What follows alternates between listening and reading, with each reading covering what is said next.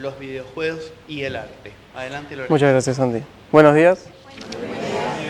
Bueno, ¿por qué elegí este tema?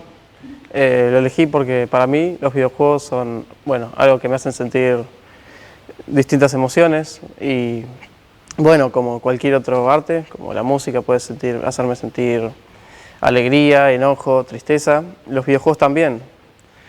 Pero ¿por qué estos se los ve como algo, como un simple divertimento o algo tonto? Si estos pueden hacerme sentir así, ¿por qué los videojuegos no son arte? Bueno, las dos preguntas que me propuse responder para ese trabajo durante mi año fueron si los videojuegos son arte y qué es el arte. Bueno, voy a hablar de mi parte práctica y mi investigación. Bueno, para empezar mi investigación quise saber cómo era socialmente los videojuegos, cómo son, bueno, el contexto que tienen en el mundo, y para eso me remonté a los principios para investigar toda la historia. Bueno, los videojuegos tienen, podría decirse, muchos inicios, pero yo voy a tomar uno como punto de referencia, que es el de la mirada de Nolan Bushnell. Nolan Bushnell era un empresario o un hombre de negocios que era fanático, podría decirse, de los avances tecnológicos y, bueno, la electrónica. Y en una de las diferentes exposiciones a las que él iba, usualmente, él vio una máquina que tenía una pantalla y en esa se podía reproducir dos naves que peleaban entre sí. Bueno, esta era muy compleja de utilizar, tenía una computadora detrás, computadoras de antes, que eran casi paredes gigantes, bueno, que se tenían que aprender a usar. Y él vio ahí una buena idea. Dijo que, bueno, pensó, podría llevarlo al público, podría venderlo y, bueno, para eso tendría que hacerlo más sencillo. Lo que hizo fue quitar toda la computadora y dejar solo lo que él necesitaba, bueno, lo que necesitaba la máquina. Y quedó bueno, así se creó el primer arcade o primera recreativa. Esta era como, bueno, era una caja así, cuadrada, de unos 2 metros casi, con 2 palancas y 2 botones, y una pantalla. En esta reproducía un videojuego, que eran 2 palitos que se movían verticalmente. Estos se movían, el jugador los podía mover con las palancas, y eran el jugador. Y una pelota que iba rebotando por la pantalla, y si el que la dejara pasar, perdía puntos. Este juego se llamaba el Pong. Y bueno, la manera que Nolan Bushnell usó para comercializarlo o popularizarlo fue llevar esto a bares o lugares sociales públicos para que la gente, al verlo, le incitara a jugar en compañía. Era casi, bueno, tenía una casi obligación de jugar en compañía, bueno, era parte de eso. Y bueno, esto funcionó muy bien. La gente lo aceptó, cada vez que iban a bares se ponían a jugar a eso, competían entre sí. Y bueno, esto fue avanzando, esto fue evolucionando, crearon muchos más arcades con diferentes juegos. Y bueno, esto llevó a que, porque ya no podían haber una sola caja así grande con un juego, tenían que haber muchas, se empezaron a crear lugares específicos para jugar estos juegos. Un lugar lleno de arcades y recreativas. El siguiente paso que tomaron fue llevarlo a los hogares. Empezaron a crear consolas que uno compraba y se las llevaba a su casa, y luego comprabas los cartuchos o los discos de los juegos. Esto ya dio un cambio, porque ahora los juegos, en vez de jugarlos uno socialmente en lugares para juntarse, uno se queda en su casa jugando. Y no era lo mismo pagar por una partida que durara unos 2 minutos y, bueno, disfrutarlo ahí, que uno comprar un juego y disfrutarlo cuanto tiempo quisiese. La gente empezó a querer juegos más difíciles o, bueno, que les exigiera más, que pudieran estar más tiempo jugando. Así, si se les terminaba antes o tardaban más en hacerse al juego bien, bueno, les salía más rentable comprar un juego que le durara más tiempo. Entonces, ¿qué hicieron las empresas? Los escucharon y empezaron a crear juegos cada vez más difíciles, cada vez más complejos, y esto empezó a hacer que, bueno, ahora los juegos se jugaban en su casa, ya la gente que iba a reuniones sociales o a bares, ya no estaba cerca de los videojuegos. Ya no estaba esa máquina ahí, estaban en lugares de arcade o la gente que jugaba, bueno, jugaba en su casa. El círculo se empezaba a cerrar. Ya era algo más, bueno, íntimo, podría decirse, o del círculo de los videojuegos. Bueno, pasaron muchas épocas, consolas también, pasaron la época de la Atari, de la NES, de la Nintendo 64, Play 1, Play 2, Play 3, Play 4. Y a día de hoy tenemos consolas que son, bueno, muy diferentes a eso. Son una pequeña caja cuadrada de unos 30 centímetros, más o menos, y estas se enchufan al televisor y en ellas reproducen grandes juegos de casi 60 horas de contenido que uno puede jugar o especializarse. Y bueno, puede jugar de a 4 personas en una misma consola o más, se puede jugar vía red con muchas personas. Y bueno, ¿qué hay en esas 60 horas o más de juego? Bueno, eso está rodeado de arte.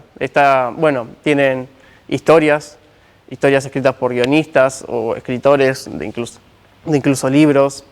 Gente o actores famosos han actuado en algunos juegos, como puede ser Keanu Reeves, Vin Diesel, Norman Reedus. Bueno, tienen música, que la música de los videojuegos está compuesta por orquestas sinfónicas muy importantes. Bueno, tienen diseñadores gráficos, dibujantes que hacen los diseños de los personajes y escenarios. Está lleno de arte. Y bueno, ¿y qué espacio tiene el mundo? ¿Cuánta gente juega videojuegos hoy en día? Quise investigar eso y bueno, todo lo que investigué alrededor de esto me impresionó. Es la minoría de personas la que nunca ha jugado un videojuego en toda su vida, ya sea en su infancia, con sus hijos, en una computadora o en un celular. Mucha gente. Pero ¿cuánta gente es fanática o juega usualmente a esto? ¿Cuánto es, sí, fanática de los videojuegos? Para esto investigué un ámbito en el que la mayoría de personas que están ahí, en ese círculo, son casi todas fanáticas, que son los eSports. Los eSports son los deportes electrónicos, los juegos cuando alcanzan una gran popularidad y tienen algo donde profundizarse. Hay gente profesional, gente se dedica profesionalmente a jugar estos juegos, compiten en torneos, copas, y es como en cualquier deporte, hay clubs, hay fichajes, tienen cambios de jugadores. ¿Y cuánta gente fue? Bueno, quise investigar cuánto fue la mayor cantidad de gente que llegó a ver esto en vivo. ¿Cuánta gente llegó a ver al mismo tiempo un evento de eSports?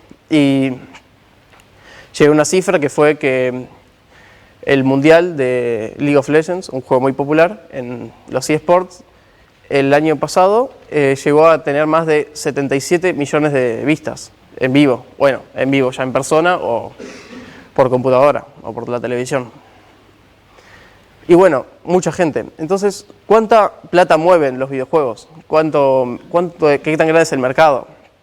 Y bueno, también es muy impresionante, ya que son uno de los mercados que más plata generan, superando, incluso a las películas. En años como 2019, que salieron películas como Avengers, Infinity War, que están entre las 10 películas más taquilleras de la historia. Son el segundo medio de entretenimiento que más recauda en todo el mundo, solo por debajo del casino. Y bueno, las empresas saben esto y quieren aprovechar esa ganancia que tienen los videojuegos. Por eso hay muchas empresas que se dedican exclusivamente a crear juegos que ganen mucha plata. Bueno, voy a dejar este tema ahora y voy a hablar de mi parte práctica. Bueno, como parte práctica de mi trabajo me quise dedicar especialmente a una cosa, que fue la de crear mi propio videojuego. También lo quise comparar con otros artes, creando 3 tipos de arte que fueron la literatura, la música y la pintura. Empecé con la literatura, creé una pequeña historia de unos capítulos, una historia de fantasía medieval, podría decirse. Y, bueno, no dije, estas 3 artes las quise llevar al videojuego, quise incluirlas en el juego, ya que se puede. Entonces dije, la historia va a ser la de bueno, la literatura la voy a convertir en la historia. Y bueno, creé esta historia. La música, ambienté el juego con una banda sonora, compuse una pequeña melodía para mi juego. Y pinté también unas acuarelas que están viendo ahí, que van a ser también el fondo de mi juego, y dibujé y diseñé los personajes por computadora, que van a estar también como en el juego. Y luego creé el videojuego. Bueno, la tarea de crear un videojuego es muy compleja. Se necesitan casi cientos de personas especializadas a muchos campos, a la pintura, al guión, a la música, también a la animación, a la programación, al diseño de niveles, directores tienen muchos campos especializados, y esto puede tardar años. El desarrollo de un videojuego puede tardar 3, 4 años o más. Y yo era solo una persona que no sabía hacer nada de esto y tenía solo un año. Entonces, bueno, me tomé la tarea de ver hasta dónde llegaba. Y bueno, lo que se necesita es un programa. Yo uso un programa llamado Unity. Cuando uno abre el programa, lo primero que encuentra es una pantalla en negro que está rodeada de ajustes, carpetas con archivos, o sin archivos que uno tiene que añadir desde afuera para después poner en el juego, y un montón de opciones. Para crear cualquier cosa en el juego, uno tiene que crear lo que se llama objeto vacío, ponerlo en la pantalla e ir llenándolo de los valores o propiedades que tiene esa cosa. Si quiere crear un personaje, le pone, o su personaje le pone la foto del personaje, luego le pone la escala, si es más ancho o alto, según el eje X y el Y, o Z, si es en ancho, pero yo no, en mi juego llevo a ser 2D nada más, hice un juego 2D. Y bueno, el peso, si este cae por la gravedad, también hay que poner la gravedad. Si uno quiere crear el piso, quiere un piso que esté firme, que no se caiga por la gravedad, que el personaje choque y este no se caiga. También quiere poner si el personaje cuando toca esto choca o no, porque puede querer algo que pasa por detrás del personaje o pasa por delante del personaje. Todas estas cosas hay que ponerlas ahí. Y así crea como un escenario o una imagen que uno no puede controlar. Para controlarla lo que necesita es programar todas esas cosas. Bueno, yo tomé la tarea también de programarlo y bueno, es una tarea muy difícil. Es una carrera que dura años y bueno, yo no sabía nada de esto, entonces me puse a investigar. Bueno, tomé guías y cosas por internet para aprender a hacerlo y bueno, pude aprender más o menos esto, que es casi un lenguaje. Bueno, es el lenguaje de la programación. Puedo aprender como si fuera un idioma. Y bueno, ¿cómo funciona esto? Se crean se escriben pequeñas líneas o códigos que controlan lo que uno hace o mueven lo que uno hace. Si uno quiere, bueno, para esto usa palabras, letras, mayúsculas, minúsculas, puntos, paréntesis, corchetes, puntos y comas. Y digo que es difícil porque cualquier error hace que todo el juego deje de funcionar. Cualquier error o cualquier mínimo, un espacio que no iba ahí, puede hacer que deje de funcionar. Puede hacer que todo deje de andar. Y bueno, durante un año intenté y pude llegar a hacer un poco. Hice un personaje que se mueve para los costados y puede saltar, puede agarrar una espada y golpear. También crea un enemigo que te persigue y bueno, te intenta pegar. No llegué a hacer que te pudiera sacar vida porque también era un poco más complejo, pero bueno, ahora voy a mostrar el juego.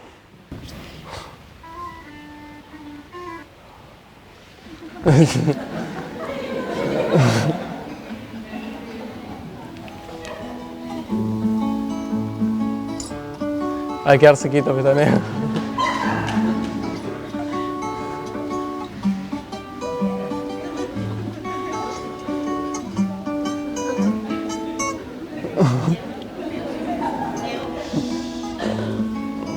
Te golpea.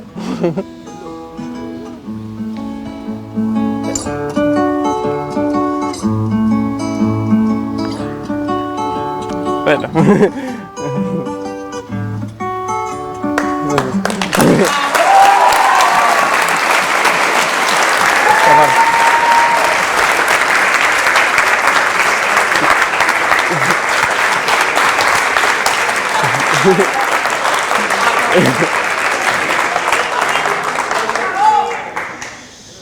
Bueno, esto me llevó mucho trabajo. Parece algo muy simple, pero en realidad es muy difícil. Y bueno, me llevó a parte de mi conclusión, junto con la investigación. A la pregunta sobre ¿qué es arte? Bueno, para mí, para crear algo artístico, uno tiene que poner esfuerzo, trabajo, tiempo, dedicación, un sentimiento, una emoción, querer mandar un mensaje y que llegue a otra persona. Pero eso, si uno no le pone nada de eso, creo que no llega a representar nada o significativo en la otra persona. No llega a demostrar lo que quiere llegar a ser. Y creo que puede llegar, bueno, le cuesta llegar a ser algo realmente artístico. Pero también se necesita de que la otra persona se ponga ahí, se meta ahí y, bueno, perciba realmente desde una posición, bueno, cercana al juego o a cualquier arte para percibirlo. ¿Cómo me explico? Voy a dar como ejemplo una película. No es lo mismo ver una película, no importa qué tan buena sea, desde una distancia, o sea, con el celular, desde una distancia, que estar prestando atención a la película y estar enfocado en eso. No creo que, bueno, no le va a significar nada, va a serle indiferente. Uno tiene que estar enfocado en lo que está viendo o percibiendo para recibir ese mensaje que la otra persona quiere recibir. Y si los videojuegos son arte, yo creo que sí.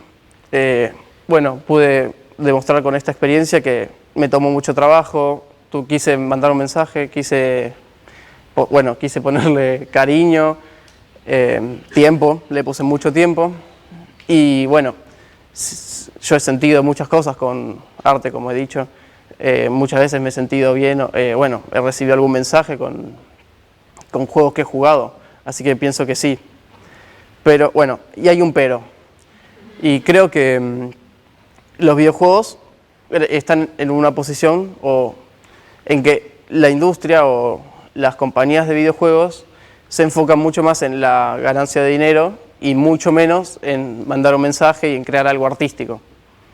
Y bueno, esto sucede también con el cine o con la música. Pero escuché o leí en una revista algo que al principio de mi camino, algo que me quedó resonando. Y es que los videojuegos están como el cine a principios de los años 20. Es ahora el momento en el que nosotros decidimos si vamos a jugar a algo que sea artístico o algo que no. Vamos a comprar algo que sea solamente un entretenimiento o vamos a comprar algo que de verdad tenga un mensaje. Es el momento de decidir si los videojuegos pueden ser arte o no. Entonces, los invito a todos, si nunca han jugado un videojuego o si alguna vez han jugado algún videojuego, que se pongan de verdad, no desde una distancia o con un prejuicio, que se pongan a jugar a un videojuego o a cualquier arte, que se pongan a percibir una canción, música, cine, literatura, y bueno, aunque les guste o no les guste, algo van a encontrar y no se van a quedar indiferentes. Algo los va a enamorar, como a mí los videojuegos. Muchas gracias.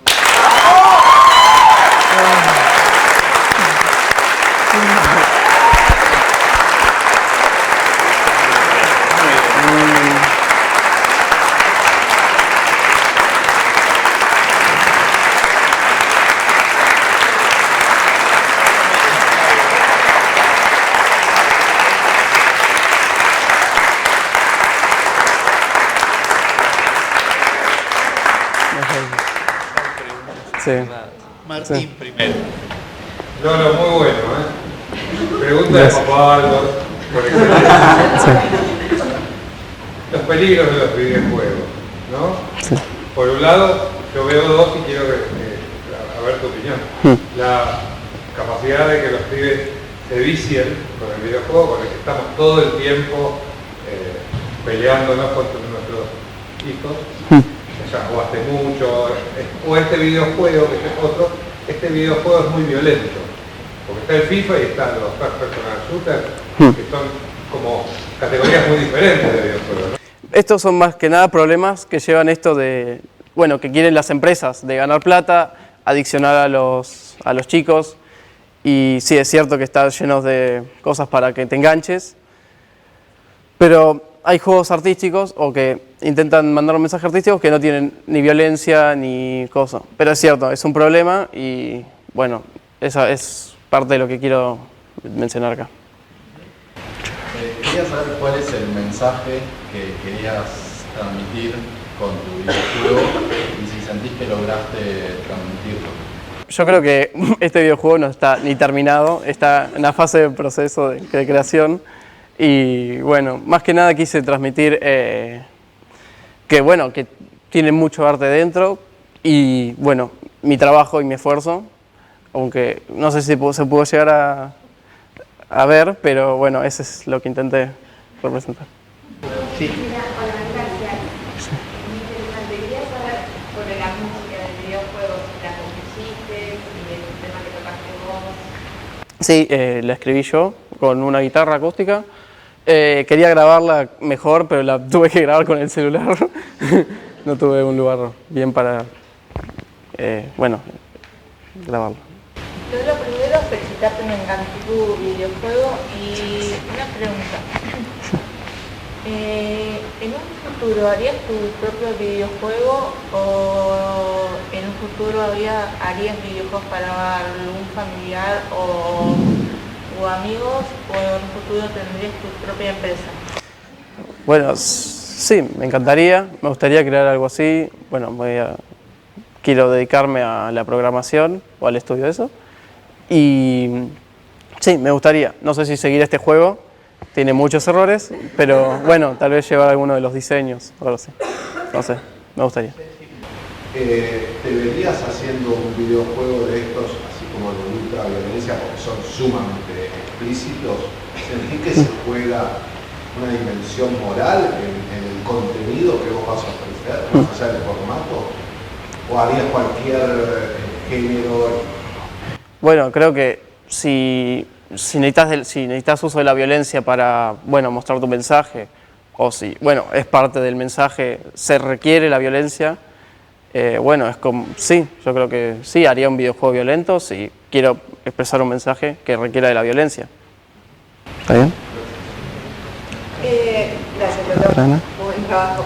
No, yo quería preguntarte si tenés ese juego que creas que lleva adentro todas estas características artísticas que mencionas. Sí, bueno, hay un par. Quiero nombrar uno que se llama Undertale. Bueno, es un juego que realmente es bastante básico. Tiene un sistema, bueno, de combate por turnos, podría decirse. Pero cuando vos lo ves, ese juego tiene mucho cariño. La historia es simple, pero te encariñas con los personajes.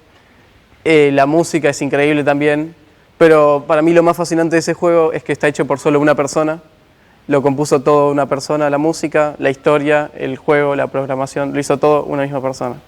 Y eso, bueno, también me pareció fascinante cuando lo supe. Última pregunta ya, perdón. Tu experiencia a la hora de programar, asumo que es algo que es tan nuevo y que tal vez que se está viendo últimamente como muy integrado en la industria en distintos ambientes, como ¿qué sentiste vos a la hora de aprender y de expresarte a través de la programación? Bueno, fue muy difícil para mí, digo. Me costó mucho, me frustró, requirió mucho tiempo para hacer cada pequeña cosa. Pero también fui aprendiendo en el camino y fui sintiendo cosas que, bueno, nunca pensé que llegaría a ser lo que hice, aunque sea una estupidez muy fácil. Sí, en una parte de mi trayectoria llegué a hacer algo por mí mismo sin una guía, porque fue todo a base de guías, tutoriales y cómo hacer esto. pero pude hacer algo por mí mismo y me impresionó poder haber aprendido eso y en tan poco tiempo. Bueno. ¿Está bien? Sí.